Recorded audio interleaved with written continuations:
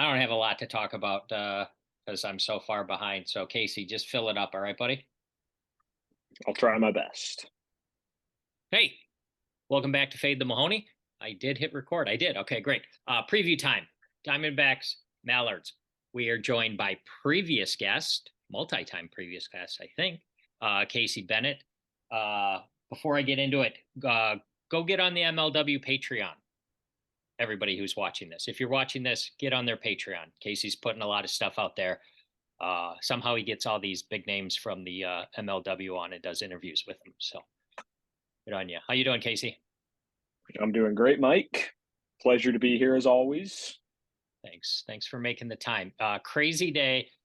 You just got done working and you're about to load up the caravan and head to Meadows, I assume, right? It's got to be pretty Yep. soon.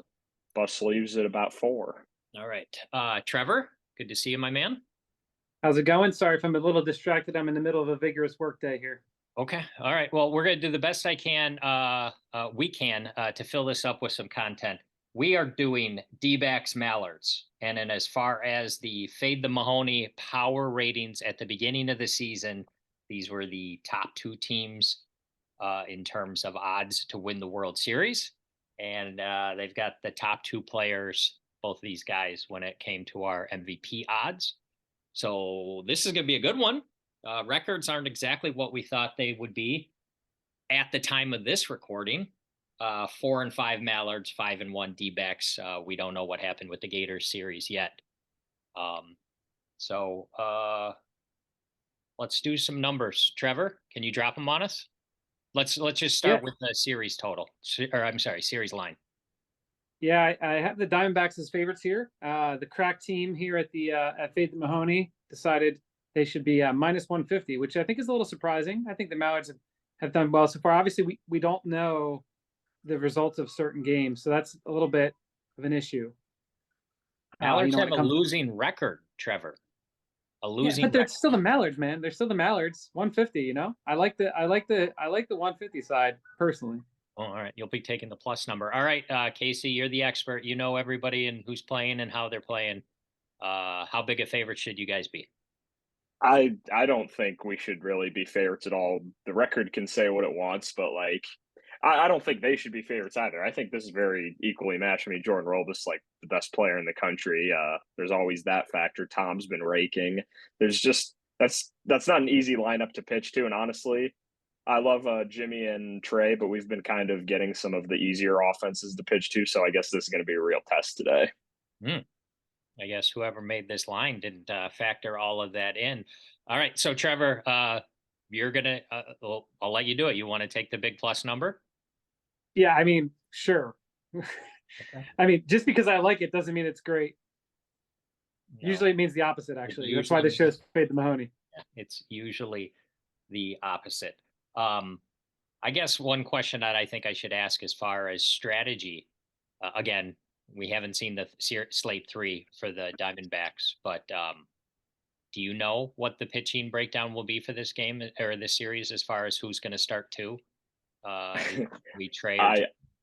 I do, and this might make you guys want to change your minds or raise some eyebrows.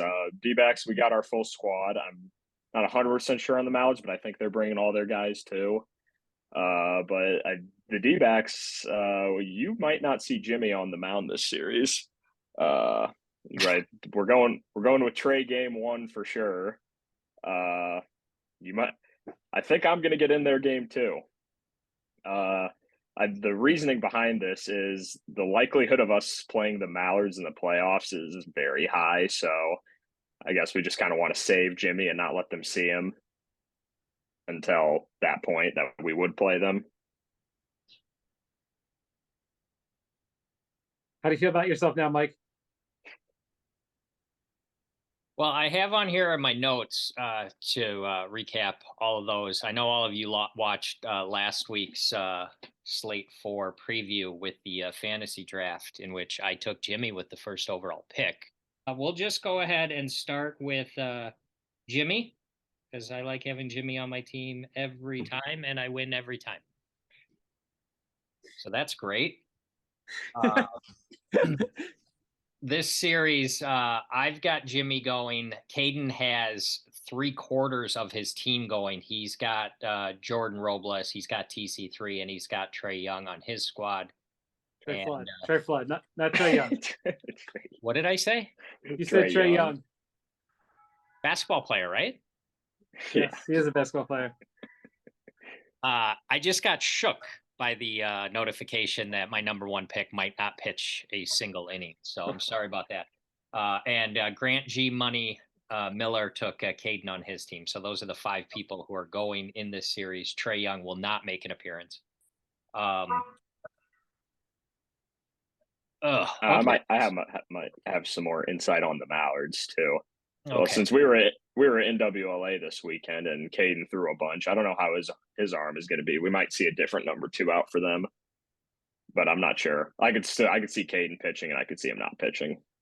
All right, but the way he's performed so far this year, not a big difference between his arm being in good shape and bad shape, right? Hey, just kidding, Caden. I love you, buddy. Hey, Caden's been good on the mound, I'm pretty sure. Yeah. Maybe I don't know the numbers. I think he has a losing record, but I think he's pitched pretty well. But I'm getting everything wrong today, so that could be wrong. All right, so I'm laying 150 without Jimmy. I'm not going to be able to get over that. All right, but a bet is a bet. Yikes. I'm sure you'll still find a way to win, just Yeah. like every other week. Yeah. DBacks got depth. What about the run total? What do you got, Trevor? What's that total? Okay, 14.5 total. Although maybe we need to put that up a little bit now, knowing what we know about who's pitching the second game. Yeah, feel free to modify that on the go if you want. Have a little faith in me. Come on. How many innings have you pitched in your MLW career so far? 3. And how did they in go? the league? How'd they go? I remember it was in Vermont. I think it went scoreless the first and third inning, got a little wild in the second. I gave up 3. All right, factor that in, Trevor. How high are we kicking it up from 14.5 to? Let's go 15.5. Let's just go a little bit up. Okay. All right. I think that's fair. You want to bet it, or you want me to bet it? You take a side. I'm sure you're going to take the over and win again. And that's true. Both of those things are true. I'm going to take the over, and I'm going to win again, but I'm laying 150. Yikes. Still having a hard time getting over it. Trevor, I know you're working, but you got any questions for our guy Casey? It's so hard to do this because of the timeline of MLW, because there's a lot of questions I'd like to ask, but I don't know that I don't want to be spoilered either. All right. I just had one and I lost it.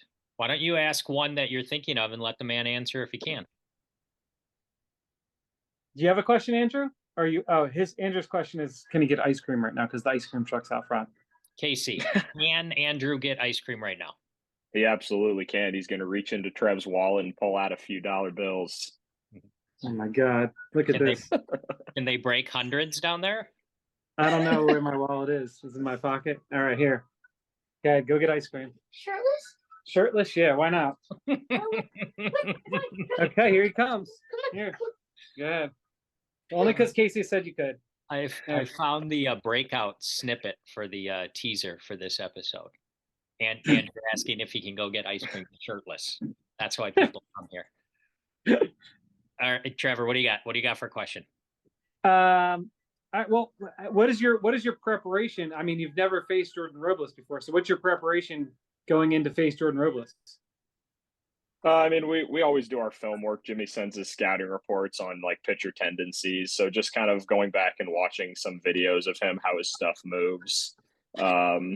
Just getting to the meadows and staying confident. Anything he throws, he can't get it past me. That's just got to be the mentality. We just got to put runs on the board. I think we got a good enough pitching to do so. I mean, it's going to be a little tougher, of course, with Jimmy not throwing, but just any way we can get it done. That's kind of been the motto for us so far this year. How about you pitching to Jordan though? I'd be lying if I told you he didn't make me a little nervous in that box, but just kind of finding what I can get by him and what works that day. Just have to grind out some ABs. I'll be careful with him for sure. I'm trying to look it up on the fly if I can. Again, I'm getting everything wrong this episode, but I don't. Jordan isn't having the best year, right? Oh, I guess he's only hitting 381. Only 2 home runs. So, I mean, for him, probably not up to his level, but still pretty good.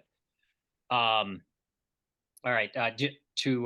Just to go back a few months, Trevor, in our preseason MVP odds, Robles was number 1 at 5-2, and Jimmy was number 2 at 4-1.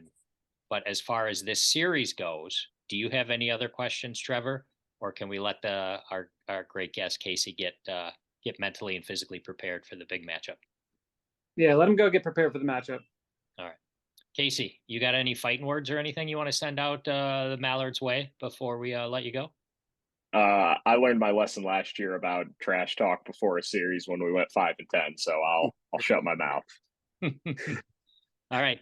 There's shirtless Andrew. Looks like he got his ice cream. Casey, appreciate you very much squeezing us in your busy schedule today. Good to see you. Your ice cream, bro. Gambling, everybody. There you go. There's your ice cream. All right. All right. Thanks for having me.